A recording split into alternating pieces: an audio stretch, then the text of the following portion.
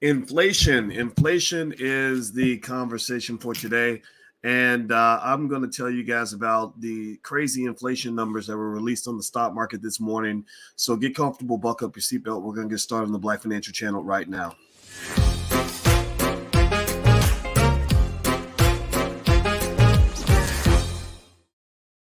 Hey, what's going on, guys? Welcome to the Black Financial Channel. That's theblackfinancialchannel.com. My name is Dr. Boyce Watkins. I'm your friendly neighborhood finance professor. On the Black Financial Channel, we talk about Black wealth and Black economics every day because we are obsessed with Black wealth and building our community. And the one condition is that I ask you that you become Black first. Black first means that you must put yourself at the top of the priority list. Stop serving other people before you serve yourself. Black first means that we take care of our own. It means that we build our wealth and we know how to do what we need to do in order to build our community. So if you agree with that philosophy, put a hashtag B in the number one in the chat, hashtag B1. That is the calling card that we use to describe the B1 philosophy. So put the B1 in the chat if you agree, and also shout out what city you're from. I'd like to see what city you guys are from. All right. So how many of you saw today? Give me a yes or no. How many of you saw today that there were some crazy inflation numbers released, big inflation numbers that really kind of rattled the stock markets. I don't know if you guys noticed this or not, but the stock market got hit pretty hard with the consumer price index data that was released that was expected to be much lower than what it was. A lot of times in the stock market game, the big measuring stick is how did the number compare to what was expected? Well, in this particular case, the number did not compare favorably. It was hit, the economy was hit pretty hard. This adds more fuel to the existing debate over whether or not the inflation caused by all the money being pumped into the pandemic economy was going to be transitory or permanent. Transitory or permanent. Transitory means short term, permanent means long term, right? So basically, there were people in the Fed, particularly Jerome Powell, the chairman of the Fed, who actually is a pretty smart dude, who basically said that inflation is transitory, it's short term, it's not going to last that long. But then there are people who said, no, this is serious. This is a big deal. This is going to really kick us in the butt. We're going to pay a big price for this. And it looks like right now, the long term, the permanent people are winning that debate. This evidence is bad. It doesn't look good for them, and it's going to be a mess. So let me do me a favor, hit the thumbs up button. Whatever platform you're watching from, please subscribe to that platform. We are building Black-owned media. We can use your help. Black people must own our own media. So if you're not subscribed, I hope you will subscribe to every single thing you see from our company, because we are trying to build Black-owned media, and we're trying to reach as many people as we can with an independent Black voice. And believe me, when I go live, nobody's telling me what to say ever. Except maybe my wife. I mean, she's, I wake up next to that lady and she's gorgeous. So, but outside of that, don't nobody be telling me what to say. Yeah. All right. So anyway, let me read some of this to you guys. This is the big story today. Inflation. Inflation is the big news. Inflation soared 6.8%. That's the fastest pace since November of 1982. 1982. How many of you, give me a yes or no, if you even remember anything about 1982? How many of y'all even remember 1982? I do. I'm 50, so hey, that's life, right? How many of y'all even remember 1982? I remember 1982. Some of y'all are like, what are you talking about? Some of you are like, wait a minute, that was 5 years before I was born. Yeah, my name is Corey. It says nope. Thank you, Corey. You've ruined my day. You make me feel old now. But seriously, though, 1982 was a long time ago. I think that's when Eddie Murphy came out with Trading Places or something like that. And he was 21 years old at the time. And he still looks the same, which is really amazing. But I guess, like he said, money don't crack. Anyway, this is the biggest move in inflation since 1982. I mean, that's a long time. That's almost 40 years. 40 years.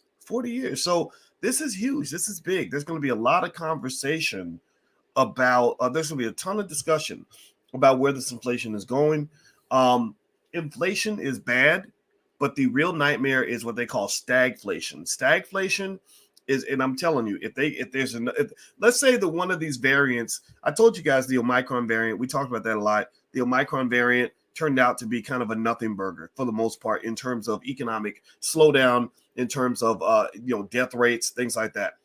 But what if there's a variant that really is scary? I can't help but wonder whoever is doing this gain of function research, I believe they do that. I believe they sit around and I think they do find ways to make viruses more deadly. I'm sorry, I believe that.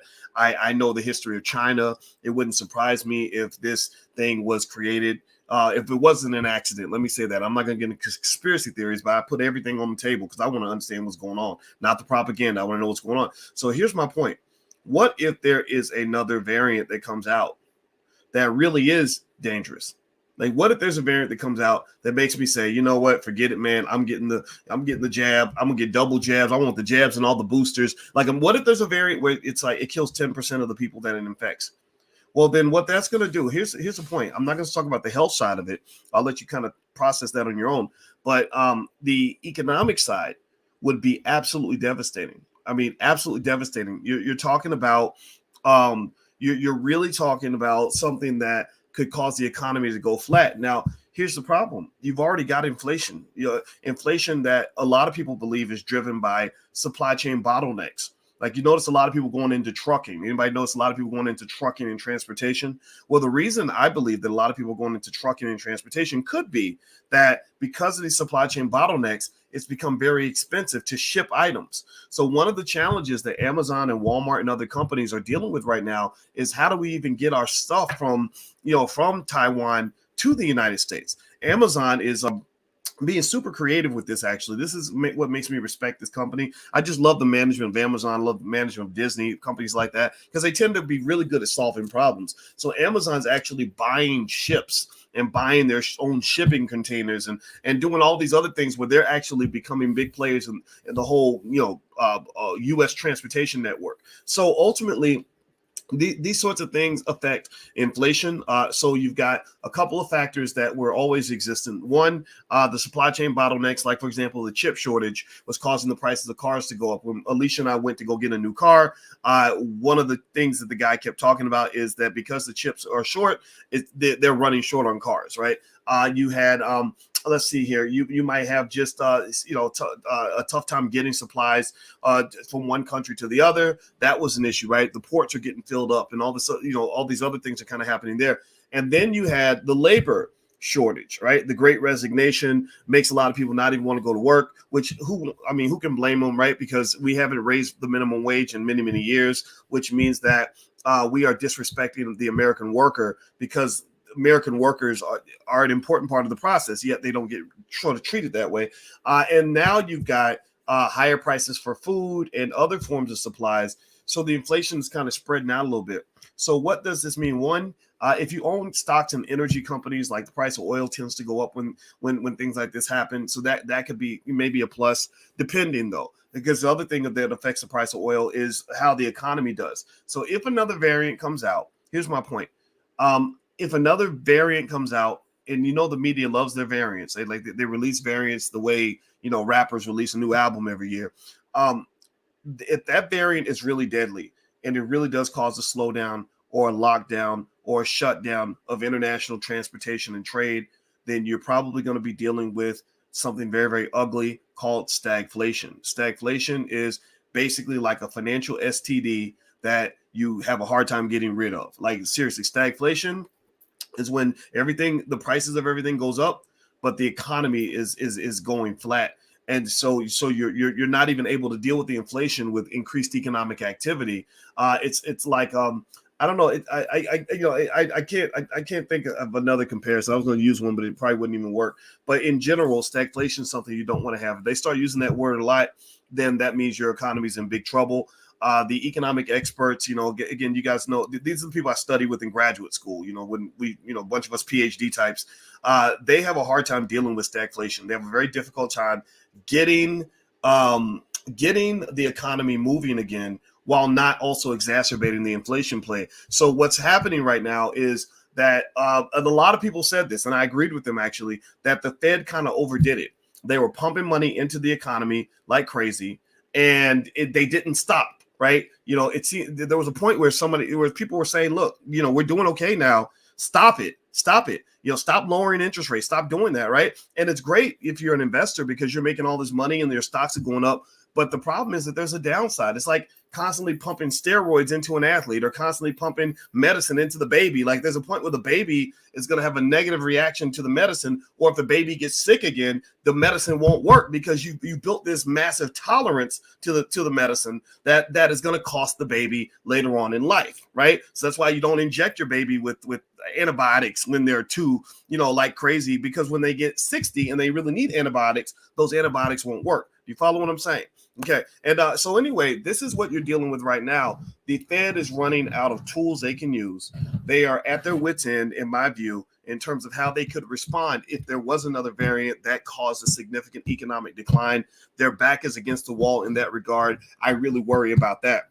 Now, first of all, I'm going to give a shout out to Dr. Nicole Price. I see Dr. Nicole Price in there. Everybody should follow Dr. Nicole Price. Dr. Price, if you're in here, say something, because Dr. Price is super smart, and I just love this lady to death, and I think she's amazing. I know I owe you a phone call, so I'd love to talk to you this week. Everybody should go follow Dr. Nicole Price if you haven't done that yet. She's a real cool lady. All right, so anyway, do me a favor. Hit the thumbs up button. Thumbs up, thumbs up, thumbs up. Share, subscribe if you haven't done that yet. Subscribe to whatever platform you're on. Also, don't forget that tonight at 8 p.m. Eastern, if you're watching on Friday, if you're watching this live, we are doing a free Forex event in the Black Business School. You can go to boycewatkins.com and you can click on the link at the top. It's with Courtney Logan, who's an attorney, who's a Forex expert. So just go to the link at the top on boycewatkins.com, or if you're on Instagram, the link should be in the bio. So click the link in the bio. All right, so let me read some of this that's here on MSNBC or CNBC. They said that the World Health Organization says the Omicron variant could change the course of the pandemic. So the World Health Organization is still talking about it. I don't think people are reacting to the Omicron variant as much. They said inflation accelerated at its fastest pace since 1982 in November, the Labor Department said Friday, putting pressure on the economic recovery and raising the stakes for the Federal Reserve. The Consumer Price Index, which measures the cost of a wide-ranging basket of goods and services, rose 8.8% for the month. Good for a 6.8% pace year over year, and the fastest rate since June 82. Excluding food and energy prices, the so-called CPI was up 0.5% for the month and 4.9% from a year ago, which itself was the sharpest pickup since mid-1991.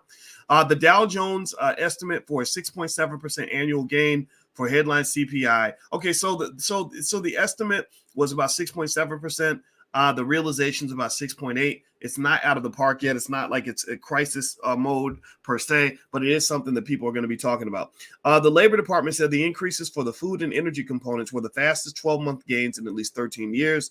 Shelter costs, which comprise about 1/3 of the CPI, increased 3.8% on the year, the highest since 2007 as the housing crisis accelerated. Markets reacted positively to the report with stock index futures. So it's interesting that they reacted positively. Stock index futures on Wall Street rising while government bond yields also climbed. Some economists thought Friday's report could indicate even sharper inflation of greater than 7% for the headline number. Yeah, and here's the other thing too. If you have a lot of tech stocks or a lot of some economists thought, or if you own a lot of companies that haven't made a lot of money yet, like companies like, I don't know, like say an Uber or something like that, that are losing money, that expect to make money later on down the line, those companies may have actually experienced a dip today. Or maybe your small electric vehicle stocks. Like I remember mentioning to you guys, one of you asked me about a particular EV company, and I told you to be very careful about sort of trying to predict which company was going to win in a certain industry. It is very easy. You know, when I was in graduate school, we would look at all this data on stocks and we would write our research papers on what was going on with the data. We never ever looked at individual stocks. We almost never ever looked at individual stocks. Let me say it again. We almost never ever looked at individual stocks. A lot of people talk about individual companies, and here's the deal. That's not a productive way to invest, to be honest with you, because it's very difficult with the amount of volatility that can occur within the life cycle of one particular company. It's very difficult to predict that. With the data that we had, and when we analyzed and we did our research and our statistical analysis, we always worked with portfolios of companies. Portfolios. Think of portfolios like herds of animals, right? If somebody asked me about, you know, if you go to Africa, you're going to see thousands, maybe millions of zebras, right? But one zebra is unique, right? He's got his own unique characteristics. It's better to look at a herd of zebras, right? A whole pack of zebras can sort of tell you things about, okay, which way do the zebras run in the wintertime, right? You don't want to follow one zebra, you want to follow the herd, right? Or what tends to happen in the life cycle of a zebra when he becomes an adolescent versus when he gets older, right? You want to study thousands of zebras, not just one zebra. Do you follow what I'm saying? So with stocks, when you're looking at one stock, you're going to get a lot of noise in that expectation. Noise is just a lot of extra, what they call idiosyncrasies, specific things that relate to that company, like whether the CEO was having an affair and was forced to resign because he was using cocaine, just whatever, right? Whereas if you look at a whole portfolio of companies, it's much, much easier to predict because you get rid of a lot of noise, right? So basically, here's what I would say. When people ask me about things like electric vehicle stocks, do I think that I don't know, one of these EV companies, I can't think of it, Lordstown Motors is going to do well? I'm like, I don't know, but I know EVs are coming. I know that for sure. But I don't know what Lordstown Motors is going to do. I don't know if they're going to be big or not, right? So ultimately, what I would encourage you to do is, if you have an interest in an industry, find like some sort of mutual fund or index fund that tracks that industry, so the experts can do all the heavy lifting for you and figure out which companies are going to be the winners in that industry. Kathy Wood, for example, is really good at sort of saying, oh yeah, 10 years from now, this is going to be huge. The metaverse is going to be big. She doesn't say, well, this metaverse company is going to be big. She says, oh, we got a basket of 50 metaverse companies that we predict will be the winners long term in this growing industry. That's much more easy, or much easier, not much more easy, but much easier to predict. Do you follow what I'm saying? Okay. So what else is happening here? I'm looking. Do me a favor, hit the thumbs up button, thumbs up, share, subscribe button. Oh, and by the way, if you want to get your Black Wealth calendar before Christmas, you have to order it today. You have to order it today in order to get it before Christmas. And they make great Christmas gifts. I put it together every month. It's like a picture of a Black family, or with me sitting there kind of giving you like some sort of financial advice or tips or information. We try to make it educational because we're trying to incorporate Black wealth into your culture, into your household culture. So the calendar is good for that. You can put it on the refrigerator or something like that, or give away as Christmas gifts to relatives. And every month there is a heavy Black wealth lesson in terms of something that you can apply that will make you better when it comes to economics. So if you want to take a look at the calendar, you can either go to blackwealthcalendar.com, or you can just go to boycewatkins.com. If you go to my website, it's right there. The link is in the bio if you're watching from Instagram. So let me see here. They said some economists think inflation is near its peak, particularly with energy prices declining in recent weeks. While West Texas immediate oil is up more than 52% in 2021, the price has come down about 14% from its most recent peak in November. With unemployment claims running at their lowest pace since 1969, so a lot of people are finding jobs now. Anybody that wants a job in this economy is getting one. That's a good indicator that the economy is kind of moving along in a solid way. Gross domestic product is expected to show strong gains to end 2021. The Federal Reserve is watching the data closely ahead of its two-day meeting next week. So next week, the Fed is going to meet. When the Fed comes out and gives when the chairman comes out and gives a speech, the press is going to be listening to every word that comes out of his mouth. And all those words are going to allow them to decide if they think that the Fed is going to start tapering a little earlier than it was expected. Tapering meaning slowing down their bond purchases, right? Which is going to have sort of a dampening effect on the economy. The really heavy dampening effect, which actually the Fed needs to do this though, is when they actually raise interest rates, right? So the Fed is probably not going to raise interest rates until 2022. The JP Morgan believes they're not going to raise interest rates till 2023. Raising interest rates, the reason it's a big deal is because if they raise interest rates, you're probably going to see a dip in your stock prices, because that's their way of kind of reining in the economy. Like you ride the horse and the horse is galloping really fast and you kind of pull the reins back to slow the horse down. Well, the economy is that horse, and there's a belief that they're going to slow down the speed of growth of the economy once they're sure we're in recovery territory. So I believe that the point where they're going to be more sure is when we kind of put this pandemic really behind us. And the media is kind of, I think, conflicting with that a little bit, because the media really wants this pandemic thing to keep going because that's a cash cow, right? Talking about virus. And I watched CNN, and I noticed on CNN they had like a virus counter, like literally number of cases, number of deaths, and it was just right there the whole time, right? Like, so literally that's interesting, because It's like, okay, so this is part of their entertainment now, right? Fear is a type of entertainment, in case you haven't noticed that, right? So effectively, it doesn't. I'm not, we can judge what that means or whatever, but what I'm really seeing there is that the media isn't going to let this go. Right? They're just not. They're going to look everywhere to find any interesting story they can find anywhere on earth that will give them something else to talk about. And I think that vested interest that they have in sort of keeping this in the headlines is going to conflict a little bit with the Fed having the ability to make an assessment to say, okay, the pandemic is officially over. The pandemic to me is like the war in Afghanistan, right? Remember when George Bush in 2003 or 2004, whatever year it was, went out on that ship in that bomber jacket pretending to be a soldier? Shout out to the real soldiers in the room. He's not a real soldier. He went out on the ship pretending to be a soldier, and he had the big sign up that said "Mission Accomplished." Y'all remember that? And he was like, he declared an end to official operations in Iraq or something. I forgot what he said, but it's something very official to say, we have won this war and the war is over. 16 years later, it wasn't until 16 years later that we officially withdrew from Afghanistan, right? And so ultimately, I think that the pandemic's kind of like this. Instead of it being a war on terror, now it's a war on a virus, right? There's always a war. War is very profitable, right? So I think it's better to have a war on a virus than to have a war on people, right? I don't want to go to war with China. So if this is the next best thing, then whatever. But I believe that we're always going to be in a war, and wars are very profitable.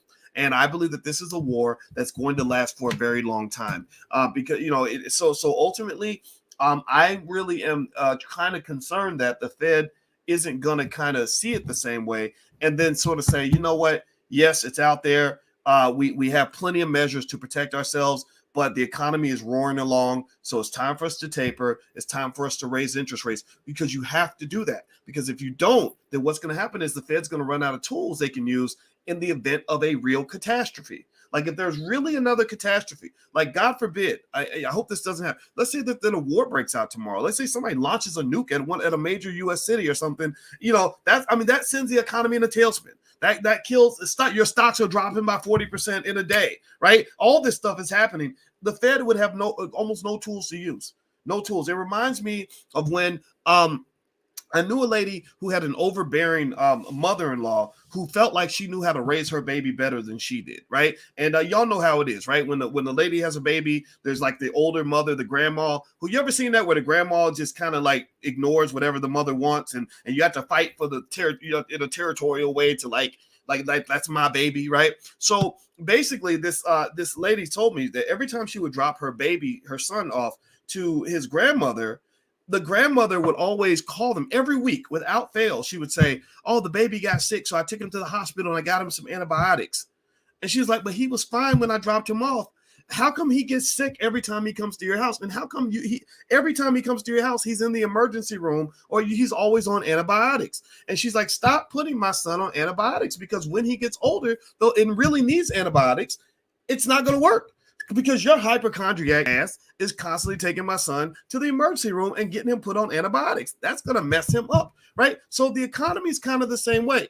So, sometimes we have legitimate crises in our society that need to be addressed. We have legitimate crises in our economy that have to be addressed. The tools to address those crises are, one, buying back bonds, right? Pumping money into the economy, increasing the money supply but with the Fed buying as many bonds off the market as possible. Two is lowering interest rates to make the cost of money cheaper, to kind of create more circulation in the economy. Well, the problem is that they keep pumping these financial antibiotics into the economy, and the baby doesn't need the antibiotics anymore. The baby does not need the antibiotics anymore. They don't need the Fed buying $100 billion a month in bonds. They don't need interest rates being damn near zero. That's the reason why you put your money in the bank and they say, well, we can give you a 0.0007% return on your savings, right? Because there is no interest anymore. Like, money is free. Money is cheap. And the interesting thing is that when money is free and money is cheap, it tends to benefit rich people and mostly white people. They can get access to all the capital that they need, and they're looking for people like you and I who need need, money for a mortgage or money for our small business, and they charge you the interest, but they're not paying the interest because the money is damn near free because they're kind of just printing it and just pumping it out into the economy. And it does make rich people richer. And I think that's part of what's also driving this massive amount of inequality. The people that have access to the cheap money and the free money are the people that are able to go out and make investments and to grow their money. Whereas the people who are actually the poor working stiffs that have to go to work every day and don't have anything invested and don't own any assets, they're absolutely being crushed and killed by this economy, right? So there are plenty of jobs available, but the jobs don't pay jack. And so that's why a lot of people are trying to figure out another method, right? So I've been talking to you guys about this consistently, that I think that you literally want to try your best in your own household to really talk to your children about all the different ways to make money that go beyond just simply getting a job, because I just don't think that's a good option, even for people that have a college degree. Even people with college degrees that get jobs are not that happy, or at the very least, you have to have a process where eventually you get into the asset ownership game so that when this free money, cheap money, asset inflation takes place, you're able to get at least a little bit of piece of that, right? So just keep that in mind. That's the big picture. That's what I'm saying, and that's what it is. All right, so anyway, guys, I'm going to go. Don't forget, tonight at 8 p.m., if you're interested in Forex, we have Courtney Logan coming through. He's an adjunct faculty member in the Black Business School, a really smart Black man. He's an attorney. He's a 4-time national debate champion, which is pretty freaking impressive, but he's also an expert on Forex, and he is I'm very proud to have him as part of the faculty, and he's going to be doing a free event on Forex investing. So if you're interested in getting started, just go to boycewatkins.com. The link is at the top. We get started at 8 p.m. Number 2, if you want a Black Wealth calendar and you want to get them before Christmas, go ahead and go to blackwealthcalendar.com, or you can go to boycewatkins.com, either one, and get the calendar. If you want to support us, get a bunch, for your relatives, give them away to your loved ones, things like that, or go to powernomics.com and get some Dr. Anderson books. Give the gift of wealth and power and intellectualism to your family. That's something they can keep for the rest of their lives. All right, I got to go. I'm headed to Atlanta to go handle some business. Going to go down to the Black House. I'm excited. You guys know I have an office down in the Black House now. Dr. Alicia and I do, and we own some property there, because I'm telling you, I think Atlanta is just the place to be. Atlanta represents the future. Atlanta's where it's going to be happening in the next generation. So Chicago and Atlanta, I'm kind of going back and forth between the two and doing business in both places. And I encourage you to sort of pay attention to that, because I'm telling you, Black people are going to be making billion-dollar, trillion-dollar moves in this generation and the next. And I'm excited to be a part of that. All right, guys. So have a good day. God bless you. Love you. Please hit the thumbs up button, share, subscribe on your way out. I'll see you guys soon. Take care. Peace.